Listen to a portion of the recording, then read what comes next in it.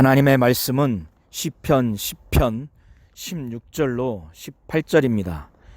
여호와께서는 영원 무궁토록 왕이시니 열방이 주의 땅에서 멸망하였나이다. 여호와여, 주는 겸손한 자의 소원을 들으셨으니 저의 마음을 예비하시며 귀를 기울여 들으시고 고아와 압박당하는 자를 위하여 심판하사 세상에 속한 자로 다시는 위협지 못하게 하시리이다. 아멘. 하나님은 겸손하신 분이십니다. 예수께서도 마태복음 11장 29절에 나는 마음이 온유하고 겸손하니 나의 명예를 메고 배우라, 그러면 쉼을 얻으리라고 말씀하셨습니다.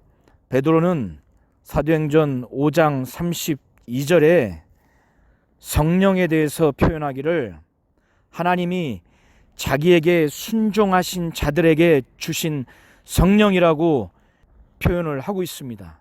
곧 성령은 하나님께서 자기에게 순종하는 겸손한 자에게 주신 분이 성령이라고 이렇게 말씀하고 있습니다. 시편 10편 1절과 16절로 18절을 보시면은 다윗은 악인들이 자기를 향해서 사악하게 저주하고 거짓하고 포악하며 잔해하고 또 죄악을 행함으로 인해서 심한 그 고통과 신음 가운데 있는 상황에서 하나님께서 이 악인들을 심판하시고 의인인 자기를 구원해 주지 못하고 있는, 또 안 하고 계시는 이러한 상황에서 하나님께 탄식하는 그러한 고백을 1절에 하고 있습니다. 여호와여, 어찌하여 멀리 서시며 어찌하여 환난 때에 숨으시나이까. 그는 탄식하며 고백, 여호와여, 주는 겸손한 자의 소원을 들으셨으니 저희 마음을 예비하시며 귀를 기울여 들으시고 고아와 압박당하는 자를 위하여 심판하사 세상에 속한 자로 다시는 위협지 못하게 하시리이다. 이렇게 지난날 하나님께서 역사하신 하나님의 그 모습을 신뢰하면서 지금도 역사하실 하나님에 대한 그 믿음을 가지고 확신 있게 그렇게 고백을 합니다.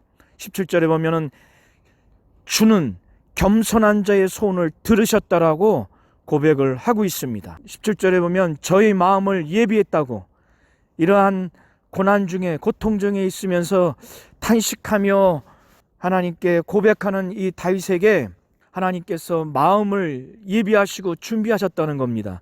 어떤 마음이냐? 그것은 바로 강하고 굳센 마음을 주셔서 다시금 새로운 마음을 결심하도록 그렇게 하셔서 하나님께 대한 절대적인 믿음과 또 신뢰할 수 있는 그 강한 그 마음, 굳센 마음을 주셔서 용기를 주시고 에게 확신을 주셨다는 것입니다.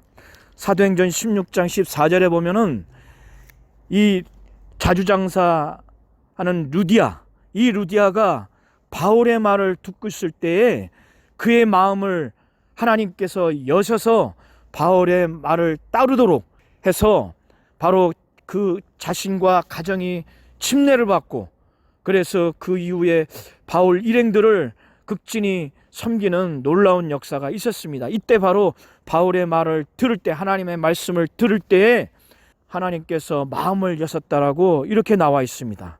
지금 다윗이 10장 1절로 2절을 보시면은 그는 이 악인에게 극한 그 저주와 거짓과 그 잔악과 그 다음에 그 잔해와 죄악을 당해서 그 극한 고통, 심한 신음 가운데 있을 때에 하나님이 속히 의인과 죄인 가운데 심판하셔서 자기는 구원하시고 악인은 형벌하시고 그들을 멸망시키기를 바라는데 그것이 더디되고 있는 상황에서 그는 하나님께 대한 믿음과 그 신뢰가 흔들릴 수밖에 없는 그 탄식하는 그런 가운데 있었지만은 하나님께서 그의 마음을 예비하시고 준비하셔서 굳세게 하시고 강하게 하시고 아주 담대하게 하셔서 하나님께 대한 그 믿음과 신뢰의 그 굳건한 마음을 주셨다는 것입니다. 이와 같이 우리 모든 성도님들이 어렵고 힘들 때, 지금 마음에 또 정신적인 육체적인 고통에 있을 때에 하나님은 모든 것을 보시고 탄식하는 신음소리를 들으시고 모든 것들을 응답하시는 분이십니다.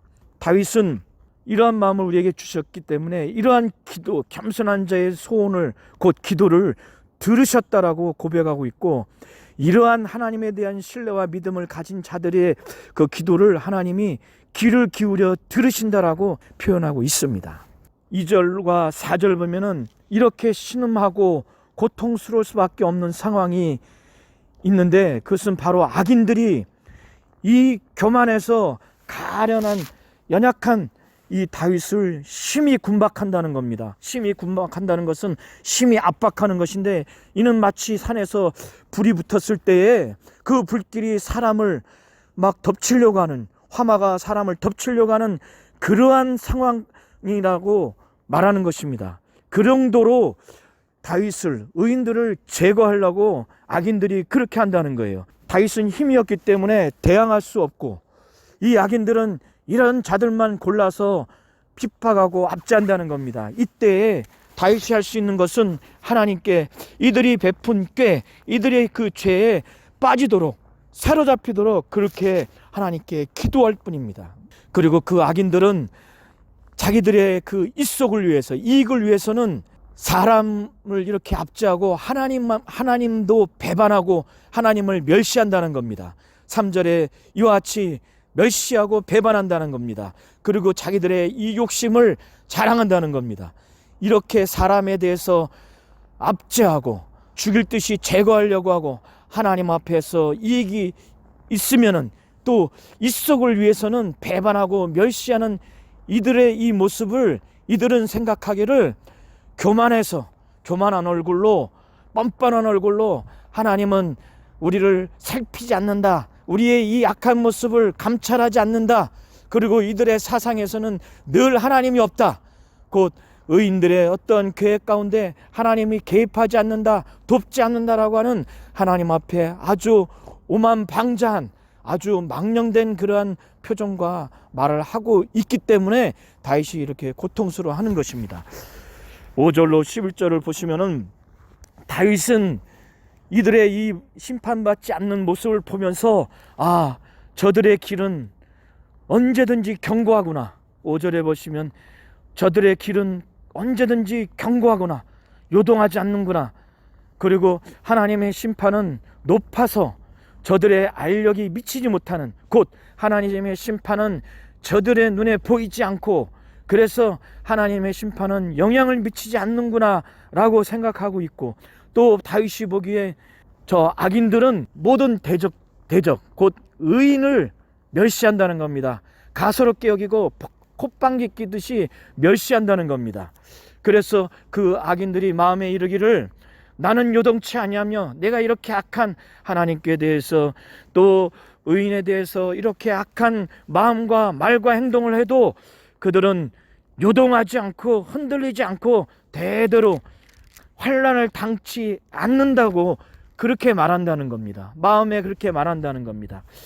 그들의 입에는 늘 저주가 있고 괴율 곧 거짓과 속임수가 있고 포악이 충만하고 혀 밑에는 잔해와 죄악이 있다는 겁니다. 혀 밑에는 마치 사탕이 녹아서 단맛을 느끼듯이 그들의 혀 밑에는 잔해와 죄악이 있다고 말하고 있습니다. 다윗은 악인들의 그렇게 마음과 그들의 말과 행동이 전부 악하다라고 말하고 있습니다. 8절로 10절 보면은 이들은 마치 마을 한적한 구석에서 앉아서 은밀한 곳에서 무죄한 자를 죽이고 또 죽이려고 그들의 눈이 외로운 자, 가련한 자를 엿본다는 거예요. 이는 마치 사자가 구렬에 엎드려서 그 먹이를 움키려고 죽이려고 하는 것처럼 저가 악인이 은밀한 곳에 엎드려 가련한 자를 잡으려고 기다리며 자기 그물을 끄려 가련한 자를 잡는다고 다윗은 또 이렇게 고백하고 있습니다. 저 악인들이 굽으려 엎드리니까 강포로 인해서 그 외로운 자, 가련한 자가 넘어진다는 거예요. 그러면서 그들이 사람을 죽이고 또 죽이려고 사자같이 폭력과 포악을 행하는 그들이 또 마음에 이르기를 이렇게 악한 행동을 함에도 불구하고 하나님이 이 모든 것들을 잊으셨다. 그리고 얼굴을 가려서 영원히 자기들의 이 악한 행동을 보지 아니하리다. 이렇게 말하는 것을 다윗이 또 고백을 하고 있습니다. 다윗은 이제 12절로 15절에 하나님께 간구합니다. 13절 먼저 보시면 어찌하여 하나님 악인이 하나님을 멸시하여 그 마음에 이르기를 주는 감찰하지 아니하리라 하시나이까.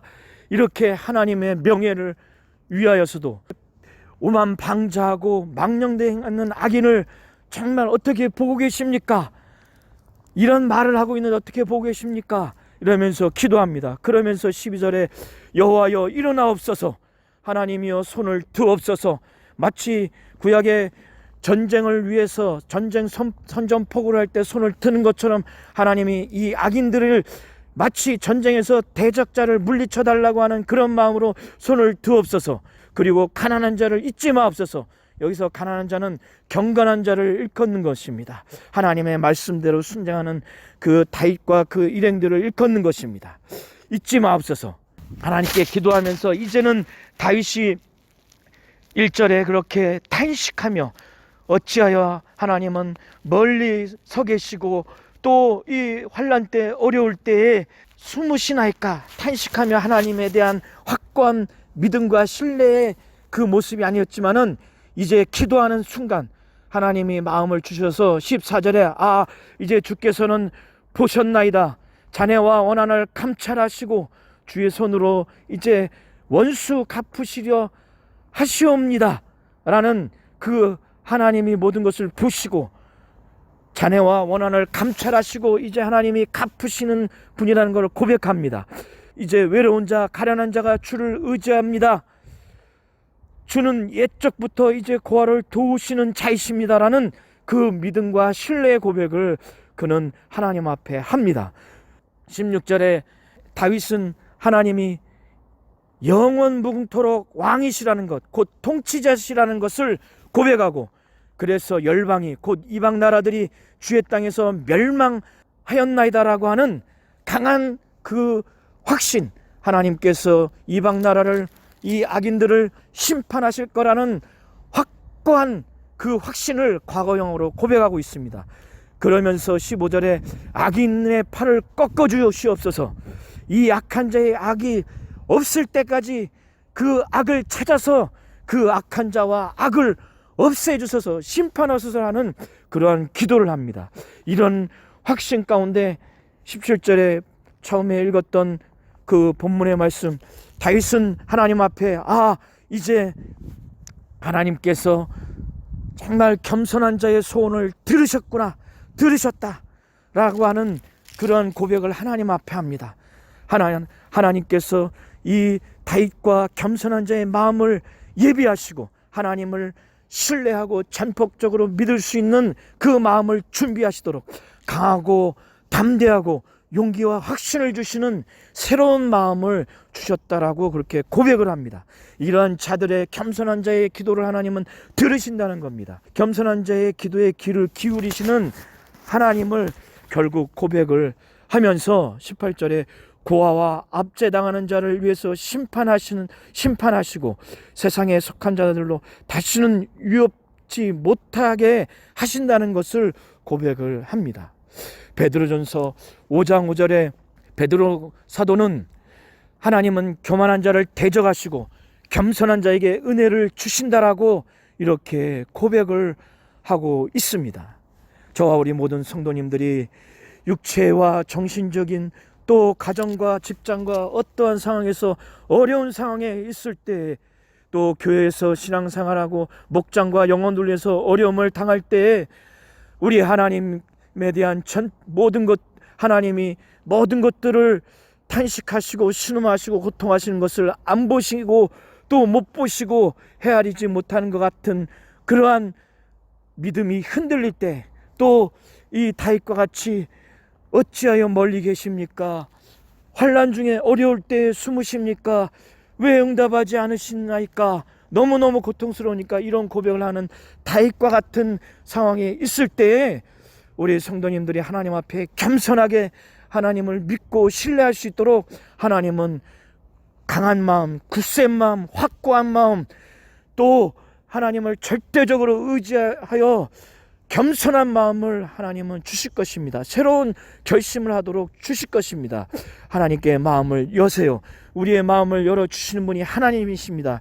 이와 같이 겸손한 마음으로 하나님께 기도하신다면 그 하나님은 우리의 기도를, 우리의 소원을 들으시고 우리의 마음을 굳건하게 하나님을 절대적으로 믿고 신뢰할 수 있는 마음으로 우리를 새로운 마음으로 결심할 수 있도록 우리의 마음을 열어주시고 굳건하게 하고 강하게 우리의 마음을 이끌어 주실 것입니다. 그때 우리의 기도를 하나님은 또 들으실 것입니다.